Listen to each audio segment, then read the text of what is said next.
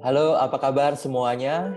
Kita ketemu lagi pada materi kuliah yaitu Pendidikan Pancasila dan Kewarganegaraan. Dan biasanya materi kuliah ini disampaikan pada semester awal.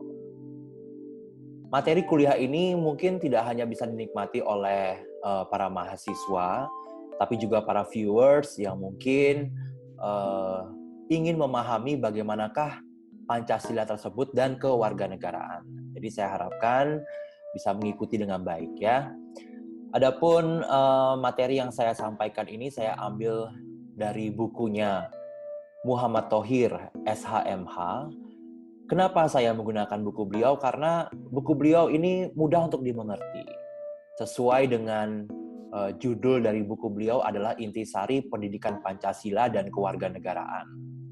Sangat-sangat mudah untuk dimengerti. Oleh karena itu, saya menggunakan referensi buku ini juga untuk lebih memudahkan semuanya lebih paham mengenai apa arti Pancasila dan juga kewarganegaraan.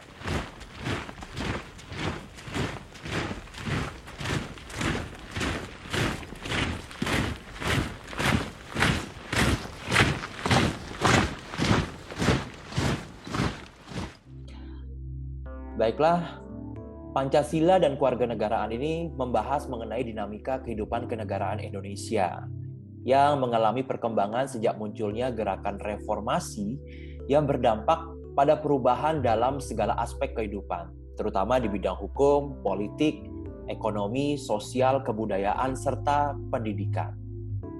Menurut Kailan, ini selama 9 tahun adanya reformasi Indonesia menunjukkan carut-marut dalam pelaksanaan penyelenggaraan negara. Adapun perubahan tersebut dimulai dengan adanya perubahan atau amandemen dari Undang-Undang Dasar 1945 serta penetapan TAP MPR nomor 18/MPR/1998 yang menetapkan kembali kedudukan Pancasila pada kedudukan semula, yaitu sebagai dasar filsafat negara. Akibatnya timbul bermacam-macam dinamika terutama di bidang ideologi atau terjadi krisis ideologi. Seperti Bapak Muhammad Thohir mengatakan bahwa beliau sebagai pengasuh mata kuliah Pancasila dan Kewarganegaraan, beliau ini setuju dengan pendapat ahli seperti Bapak Kailan yang menyatakan ada beberapa krisis ideologi Pancasila yang dialami oleh bangsa Indonesia saat ini. Di antaranya yang pertama yaitu Pancasila mengalami berbagai macam interpretasi dan manipulasi politik sesuai kepentingan pengusaha. Kemudian yang kedua, adanya paradigma bahwa pengembalian ideologi Pancasila akan membangkitkan kembali label politik Orde Baru. Yang ketiga, Pancasila dianggap sebagai ideologi tertutup, yaitu menganggap bahwa Pancasila adalah sesuatu yang sakral. Dan yang keempat, menurut Bapak Muhammad Thohir bahwa kebanyakan peserta didik tidak memahami Pancasila dan Undang-Undang Dasar 1945 secara utuh. Jadi kebanyakan mahasiswa ini tidak hafal, bahkan tidak tahu isi amandemen Undang-Undang Dasar 1945. Karena itu memang sudah saatnya untuk menjelaskan dan menambahkan kembali nilai-nilai Pancasila bukan saja di level perguruan tinggi, tetapi di masyarakat juga di level masyarakat umum seperti dunia kerja, organisasi, atau pemerintahan secara berkala dan kontinu. Sedangkan dalam bidang kenegaraan dan kewarganegaraan, di mana terjadi reformasi di bidang politik dan hukum, ada dominasi yang berlebihan terhadap sistem konstitusi serta demokrasi yang mengabaikan prinsip kesejahteraan. Di mana-mana terjadi tindakan penyimpangan hukum seperti KKN. Penyimpangan yang sangat menonjol dalam sistem demokrasi sekarang yaitu kekuasaan presiden dan DPR sangat menonjol. Presiden dan DPR saling ingin menjatuhkan. Kedaulatan rakyat hanya tampak pada saat pemilu dan pilkada. Dan sistem demokrasi ditandai dengan biaya politik yang besar. Akibatnya, ini berpengaruh terhadap sistem kenegaraan yang lain, terutama pada warga atau kewarganegaraannya. Adanya masalah krisis ideologi dan pengaruh demokrasi dan hukum terhadap negara dan warga negara tentunya berpengaruh pula pada nasionalisme serta persatuan dan kesejahteraan rakyat. Nasionalisme dan persatuan rapuh karena warga negara tidak memahami nilai-nilai perjuangan bangsa, seperti nilai pendidikan, kesejahteraan, dan nilai persatuan. Telah kita ketahui bersama bahwa akibat rendahnya nilai-nilai inilah, bangsa Indonesia selalu dijajah baik secara fisik maupun moral. Contohnya, saat ini budaya dan teknologi asing merajalela berkembang di negara Indonesia. Ditambah pengaruh ideologi atau paham luar yang silih berganti memasuki rakyat Indonesia. Terutama masalah moral kemiskinan, moral pendidikan, moral politik, moral pemerintahan, dan juga lain-lain. Maka dari itu, sudah saatnya kita kembali pada tatanan norma kenegaraan yang benar, yaitu adanya kepribadian yang perlu ditata melalui pendidikan Pancasila dan kewarganegaraan. Hal ini sejalan dengan apa yang sudah diamanatkan oleh Undang-Undang Dasar 1945, Undang-Undang Sistem Pendidikan Nasional, serta SK Dirjen Dikti tentang pengembangan nilai-nilai kepribadian melalui pendidikan Pancasila dan kewarganegaraan. Karena minimnya literatur yang menyajikan secara langsung mengenai pendidikan Pancasila dan kewarganegaraan dalam satu buku, maka Muhammad Thohir berinisiatif membuat tulisan dengan menggabungkan beberapa buku, terutama buku Bapak Kailan MS, yang sangat lengkap karena telah didukung oleh banyak ahli atau pengajar Pancasila ternama di Indonesia. Makanya kenapa saya bilang sangat tepat sekali kalau saya menggunakan buku ini ya. Karena rangkuman dari seluruh pengajar yang ada di Indonesia, mungkin salah satunya menggunakan referensi buku ini. Kemudian adanya ringkasan dan juga intisari dari materi pendidikan Pancasila dan kewarganegaraan tersebut untuk kepentingan mahasiswa dan umum. Mari kita beranjak kepada pengertian dan tujuan dari pendidikan Pancasila dan kewarganegaraan. Yang pertama yaitu pengertian pendidikan Pancasila. Para ahli, termasuk Bapak Kailan MS, tidak merumuskan secara tegas suatu definisi pendidikan Pancasila. Karenanya Bapak Muhammad Thohir ini merumuskan berdasarkan visi, misi, dan juga kompetensi pendidikan Pancasila bahwa pengertian pendidikan Pancasila adalah suatu pendidikan bagi warga negara yang berisi pemikiran yang rasional, dinamis, serta berpandangan luas sehingga tercipta warga negara berkepribadian Pancasila yang memiliki tanggung jawab, baik dalam masalah hidup, kesejahteraan, ilmu pengetahuan dan teknologi, serta sejarah berdasarkan nilai-nilai Pancasila. Kemudian yang kedua yaitu pengertian Pancasila.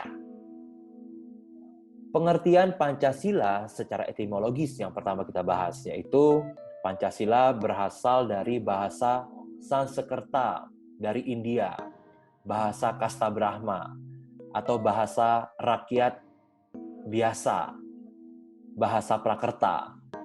Dan menurut M. Yamin, dalam bahasa Sanskerta, Pancasila memiliki dua macam arti secara leksikal, yaitu panca artinya 5, sedangkan shila artinya batu sendi, alas, atau dasar. Dan sila artinya peraturan tingkah laku yang baik, yang penting, atau tidak senonoh. Kemudian yang kedua, kalau menurut agama Buddha, Pancasila mempunyai 5 larangan, yaitu pertama larangan membunuh, kedua larangan mencuri, 3 larangan berzina, 4 larangan berdusta, yang kelima larangan minum minuman keras. Selanjutnya, yang ketiga dalam bahasa Jawa. Pancasila mempunyai 5 larangan atau pantangan. Mateni, maling, madon, mabuk, main. Baiklah, berikutnya yaitu mengenai pengertian Pancasila secara historis. Pengertian Pancasila secara historis didasarkan pada proses perumusan Pancasila dalam sidang BPUPKI yang dipimpin oleh Dr. Rajiman Widijodiningrat. Dalam perumusan ini terdapat 3 pembicara yang memberikan rumusan naskah Pancasila. Yaitu yang pertama, Mr. M. Yamin, 29 Mei tahun 45, ada 5 dasar negara. 5 asas dasar negara, yaitu 1. Peri kebangsaan, 2. Peri kemanusiaan, 3. Peri ketuhanan, 4. Peri kerakyatan, dan yang kelima yaitu kesejahteraan rakyat. Mr. M. Yamin ini mengusulkan rancangan Undang-Undang Dasar Indonesia yang dalam pembukaannya tercantum rumusan 5 dasar negara, yaitu 1. Ketuhanan yang Maha Esa, 2. Kebangsaan Persatuan Indonesia, 3. Rasa kemanusiaan yang adil dan beradab, 4. Kerakyatan yang dipimpin oleh hikmat kebijaksanaan dalam permusyawaratan perwakilan, yang kelima, keadilan sosial bagi seluruh rakyat Indonesia. Yang kedua dari Bapak Insinyur Soekarno, 1 Juni 1945. Rumusan Pancasila adalah 1. Nasionalisme atau kebangsaan Indonesia. 2. Internasionalisme atau peri kemanusiaan. Yang ketiga, mufakat atau demokrasi. 4. Kesejahteraan sosial. Yang kelima, ketuhanan yang berkebudayaan. Yang ketiga kemudian dalam Piagam Jakarta, tanggal 22 Juni tahun 45. Dalam sidang BPUPKI yang diikuti Panitia 9, ditetapkanlah rumusan Pancasila yaitu 1. Ketuhanan dengan kewajiban menjalankan syariat Islam bagi pemeluk-pemeluknya.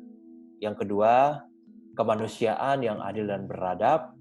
Yang ketiga, persatuan Indonesia. 4. Kerakyatan yang dipimpin oleh hikmat kebijaksanaan dalam permusyawaratan perwakilan. Yang kelima, keadilan sosial bagi seluruh rakyat Indonesia. Kemudian pengertian Pancasila secara terminologi. Pengertian Pancasila didasarkan pada waktu berlakunya, meliputi yang pertama, berdasarkan berlakunya Undang-Undang Dasar 1945, rumusannya yaitu 1. Ketuhanan yang Maha Esa, 2. Kemanusiaan yang adil dan beradab, 3. Persatuan Indonesia, 4. Kerakyatan yang dipimpin oleh hikmat kebijaksanaan dalam permusyawaratan perwakilan, yang kelima, keadilan sosial bagi seluruh rakyat Indonesia. Kemudian yang kedua berdasarkan Konstitusi RIS 1949 atau Undang-Undang Dasar Sementara 1950, rumusannya adalah 1. Ketuhanan yang Maha Esa, 2. Peri kemanusiaan, 3. Kebangsaan, 4. Kerakyatan, 5. Keadilan sosial. Yang ketiga kemudian di kalangan masyarakat, 1. Ketuhanan yang Maha Esa, 2. Peri kemanusiaan, 3. Kebangsaan, 4. Kedaulatan rakyat, dan 5. Keadilan sosial. Nah, dari beberapa rumusan tersebut, maka rumusan yang sah dan benar secara konstitusional adalah sebagaimana tertuang dalam pembukaan Undang-Undang Dasar 1945. Dasar hukumnya adalah yang pertama, TAP MPRS nomor 20 tahun 1966. Yang kedua, Inpres nomor 12 tanggal 13 April 1968 yang menegaskan bahwa pengucapan, penulisan, dan rumusan Pancasila yang sah dan benar adalah sebagaimana tercantum dalam pembukaan Undang-Undang Dasar 1945. Yang kedua, yaitu pengertian pendidikan kewarganegaraan. Menurut Mansur, pada tahun 2005, pendidikan kewarganegaraan adalah pendidikan yang memiliki peran yang strategis dalam mempersiapkan warga negara yang cerdas, bertanggung jawab, dan berkeadaban. Sedangkan berdasarkan SK Dirjen Dikti nomor 43 tahun 2006 bahwa pendidikan kewarganegaraan adalah pendidikan kepribadian sama halnya dengan Pancasila. Yang ketiga yaitu tujuan pendidikan Pancasila dan kewarganegaraan. Berdasarkan visi pendidikan Pancasila dan kewarganegaraan, maka tujuannya adalah menjadikan mahasiswa dan warga negara memiliki kepribadian Pancasilais dan demokratis. Sedangkan tujuan khususnya agar mahasiswa memiliki nasionalisme, persatuan, serta menghargai kebinekaan atau pluralisme segala ideologi yang hidup di Indonesia. Untuk memahami hubungan antar unsur kepribadian dapat dipelajari dalam penjelasan saya berikut ini. Di mana kepribadian Pancasilais dan demokratis dipengaruhi 3 hal. Yang A yaitu sifat manusia secara alami terdiri atas sifat baik dan buruk. Contohnya jujur dan pelit. Yang B, sikap manusia secara alami dan pengaruh lingkungan juga berbentuk baik dan buruk. Kemudian yang C, perilaku manusia yang lebih banyak dipengaruhi lingkungan. Contohnya, suka menolong, mengayomi, dan mendidik. Baiklah. Kemudian selanjutnya yaitu visi, misi, dan kompetensi pendidikan Pancasila dan kewarganegaraan. Yang pertama kita bahas yaitu visi, misi, dan kompetensi pendidikan Pancasila. Yang pertama, pendidikan Pancasila. Visi dari pendidikan Pancasila, yaitu mengantarkan mahasiswa agar memiliki kepribadian sehingga menjadi warga negara yang Pancasilais. Menurut Bapak Muhammad Thohir, ada 3 unsur yang mempengaruhi kepribadian Pancasilais. Yang pertama, sifat baik, misalnya moral yang jujur. Sifat buruk, misalnya moral yang pelit. Yang kedua, sikap baik, yaitu sikap moral yang ikhlas, dan sikap buruk misalnya moral yang sombong. Yang ketiga yaitu perilaku baik secara moral, berperilaku suka menolong, mengayomi, mendidik, dan lain-lain. Sedangkan perilaku buruk misalnya KKN. Oke, buat yang tahu apa kepanjangan dari KKN, silahkan tuliskan pada kolom komentar. Terima kasih ya. Kemudian misi dari pendidikan Pancasila.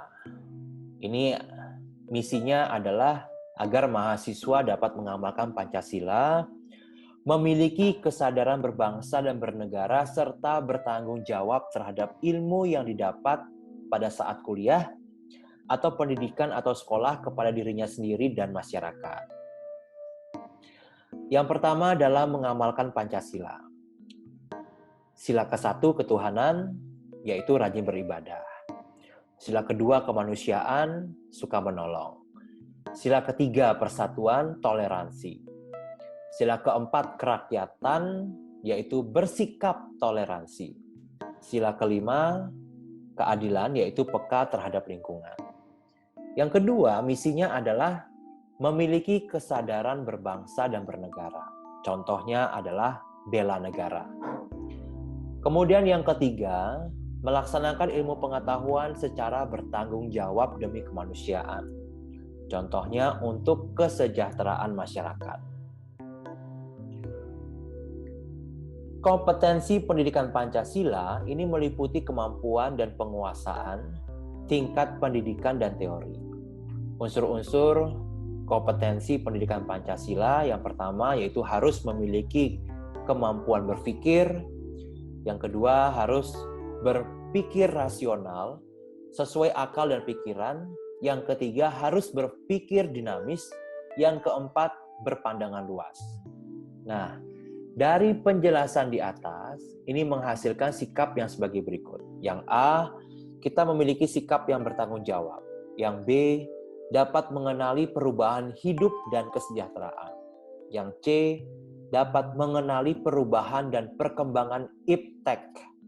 Yang D, dapat memaknai peristiwa sejarah demi menggalang persatuan. Selanjutnya yaitu visi, misi, dan kompetensi pendidikan kewarganegaraan. Untuk visi pendidikan kewarganegaraan, sumber nilai dan pedoman dalam pengembangan dan penyelenggaraan program studi ini berguna untuk mengantarkan mahasiswa memantapkan kepribadiannya sebagai manusia seutuhnya. Kemudian selanjutnya misi pendidikan kewarganegaraan yaitu membantu mahasiswa menetapkan kepribadiannya agar secara konsisten mampu mewujudkan nilai-nilai dasar Pancasila, rasa kebangsaan dan cinta tanah air, menerapkan dan mengembangkan ilmu pengetahuan, teknologi, dan seni dengan rasa tanggung jawab dan moral. Kompetensi pendidikan kewarganegaraan yaitu menjadi ilmuwan dan profesional yang memiliki rasa kebanggaan cinta tanah air, demokrasi, dan berkeadaban. Kepribadian Pancasila dan kewarganegaraan adalah kepribadian yang memiliki sifat, sikap, dan perilaku yang dijiwai oleh nilai-nilai Pancasila dan kewarganegaraan. Pendidikan Pancasila menciptakan kepribadian yang Pancasilais, dan pendidikan kewarganegaraan menciptakan kepribadian yang demokratis.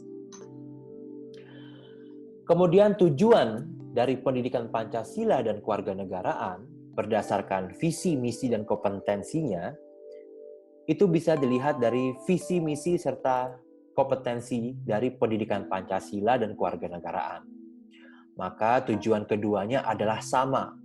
Yang pertama, agar memiliki kemampuan untuk mengambil sikap bertanggung jawab sesuai hati nuraninya. Yang kedua, agar memiliki kemampuan untuk mengenali masalah hidup dan kesejahteraan. Yang ketiga, agar mengenali perubahan-perubahan dan perkembangan iptek. Yang keempat, agar mempunyai kemampuan memaknai peristiwa sejarah dan nilai-nilai budaya untuk menggalang persatuan. Baiklah, untuk selanjutnya adalah landasan pendidikan Pancasila dan kewarganegaraan. Yang pertama untuk landasan historis. Berdasarkan sejarah tujuan pendidikan Pancasila adalah yang A, menemukan jati diri bangsa Indonesia, yang B, agar timbul nasionalisme, yang C, adanya kesadaran berbangsa dan bernegara, dan Pancasila memiliki nilai-nilai, yaitu 1. Nilai kebudayaan, 2. Nilai adat istiadat, 3. Nilai keagamaan. Pendidikan kewarganegaraan berdasarkan sejarah, menurut Kailan, ini bertujuan untuk menumbuhkan wawasan dan kesadaran bernegara, serta membentuk sikap dan perilaku cinta tanah air yang bersendikan kebudayaan dan filsafat Pancasila. Dan di beberapa negara dikenal dengan pendidikan kewarganegaraan atau civics education. Kemudian landasan kultural. Berdasarkan kultur atau kebudayaan, maka yang mendasari pentingnya pendidikan Pancasila dan kewarganegaraan adalah supaya tidak mudah terombang-ambing oleh pengaruh budaya asing akibat pergaulan internasional. Kemudian agar bangsa Indonesia memiliki ciri sendiri, yaitu memiliki ideologi dan demokrasi Pancasila. Kemudian supaya bangsa Indonesia dalam segala aspek kehidupan bergerak sesuai dengan budaya Indonesia. Kemudian untuk landasan yuridisnya. Yang A, Undang-Undang Dasar 1945, yang pertama pada pembukaan alinea kedua dan keempat tentang cita-cita kemerdekaan. Yang kedua yaitu pasal 27 sampai dengan pasal 37. Yang B, Undang-Undang Nomor 20 Tahun 2003 tentang Sistem Pendidikan Nasional. Yang C, Undang-Undang Nomor 20 Tahun 1982 tentang ketentuan pokok pertahanan dan keamanan Negara Kesatuan Republik Indonesia. Yang D, Undang-Undang Nomor 39 Tahun 1999 tentang HAM atau Hak Asasi Manusia. Yang E, Undang-Undang Nomor 12 Tahun 2006 tentang Kewarganegaraan. Dan yang F adalah SK Dirjen Dikti Nomor 43 Tahun 2006 tentang mata kuliah kepribadian. Selanjutnya, bagaimana dengan landasan filosofis? Sebelum menjadi negara merdeka, Indonesia adalah bangsa yang secara filosofis menjunjung tinggi nilai ketuhanan dan nilai kemanusiaan. Jadi dengan demikian, di dalam pembukaan Undang-Undang Dasar 1945 diatur mengenai nilai kemanusiaan pada alinea kedua dan nilai ketuhanan pada alinea ketiga. Dan sesuai dengan cita-cita bangsa Indonesia, yaitu menciptakan masyarakat adil dan makmur dengan dijiwai oleh nilai-nilai Pancasila. Pentingnya landasan pendidikan Pancasila dan kewarganegaraan ini adalah agar peserta didik khususnya dan masyarakat ini memiliki rasa nasionalisme, kesadaran berbangsa dan bernegara, serta menjunjung tinggi nilai-nilai Pancasila sebagai nilai persatuan, kemerdekaan, serta kesejahteraan. Dan landasan yuridis ini bertujuan agar peserta didik dan masyarakat memiliki patokan dan pedoman hukum dalam melaksanakan Pancasila dan kewarganegaraan. Baiklah, demikian dulu kita membahas mengenai latar belakang dari pendidikan Pancasila dan kewarganegaraan. Untuk selanjutnya, kita akan bahas pada sesi yang berikutnya. Baiklah, kita ketemu pada sesi yang berikutnya. Terima kasih.